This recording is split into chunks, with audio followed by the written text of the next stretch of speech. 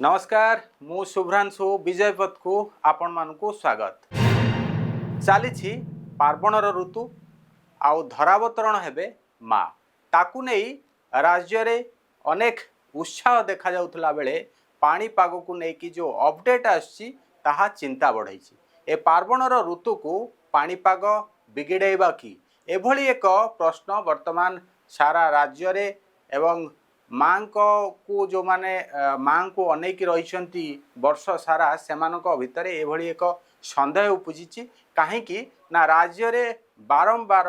लघुचाप सक्रिय होउची गोटे पर गोटे लघुचाप सक्रिय होउची जेतबेले षोडश पूजा आरंभ हो सारी सेतबेले एभली पाणीपागर स्थिति को देखिकी अनेक भक्त जो माने वर्ष सारा माँ को अपेक्षा कर रही से माने चिंता प्रकट करुँच आकु नहीं भुवनेश्वर आंचलिक पाणीपाग निर्देशिका मनोरमा महांती कौन अपडेट दौरान आसतु शुणा। गत 24 घंटा रे पूरा राज्यर जिला गुड़िक गोटे कि दुईटा स्थान में हल्का मध्यम वर्षा रेकर्ड कर सहित सर्वाधिक वर्षा रेकर्ड कर गजपति जिले में नुआगढ़ ठारे 27.2 मिलीमीटर। वर्तमान देखा कि वर्तमान विशेष किसी गुरुत्व पाणीपाग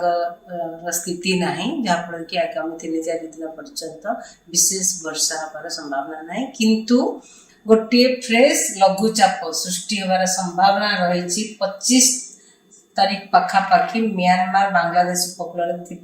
पूर्व केंद्रीय एवं संलग्न उत्तर पूर्व बंगोपसागर रे 25 तारीख सुधा आउ सेटा अधिक घनीभूत होबार भी संभावना रही जहाँ फल कि 26, 27, 28 तारीख रे वर्षा रहिबो अनेक स्थान रे किंबा अधिकांश स्थान रे वर्षा रहिबार संभावना रही सहित प्रबल अति प्रबल वर्षा भी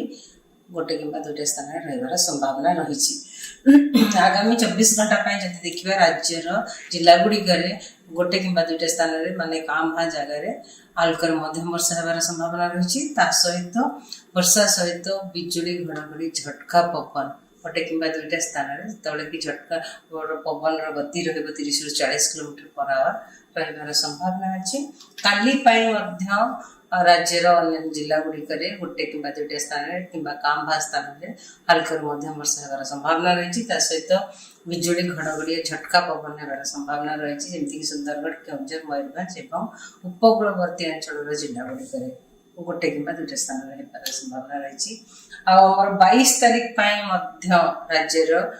जिला गुड़िक काम भा स्थान कि गोटे कि दुईटा स्थान हल्का मध्यम वर्षा होबार संभावना रही सहित बिजुली घड़घड़ी झटका पवन भी रही पारे गोटे कि दुईटा स्थान जिले में जमीक सुंदरगढ़, मयूरभंज, केउंझर, बालासोर